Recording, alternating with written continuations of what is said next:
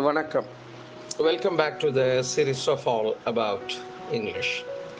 Histrionic அல்லது melodramatic இப்படி இரண்டு வார்த்தை.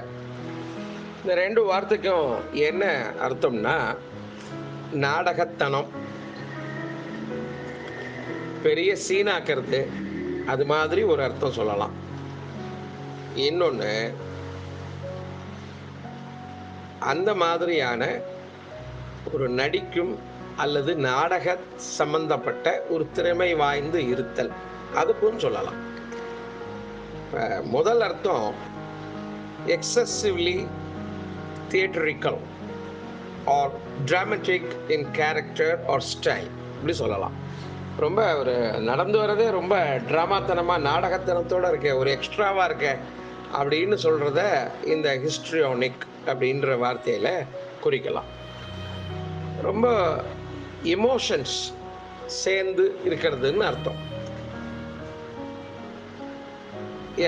ஹிஸ்ட்ரியோனிக் அவுட்பாஸ்ட் அப்படின்னா ரொம்பவே கொட்டி தீர்த்துட்டாரு அப்படின்னு சொல்கிறத ஹிஸ்ட்ரியோனிக் அவுட்பாஸ்ட் என்று சொல்லலாம். ஹிஸ்ட்ரியோனிக் டேலண்ட்ஸ் அப்படின்னு சொன்னால் அந்த நடிப்பு திறமை அவரிடத்தில் இருக்கிறது, அந்த நாடகத்திலே இருக்கக்கூடிய அந்த பாங்கு அவரிடத்தில் இருக்கிறது என்று சொல்வதை ஹிஸ்ட்ரியோனிக் டேலண்ட்ஸ் என்று சொல்லலாம். உதாரணமாக, by now Anna was accustomed to her mother's histrionics. அவங்க அம்மா போடுற ட்ராமாவுக்கெல்லாம் இந்நேரம் அவர் ரொம்பவே பழக்கப்பட்டாரு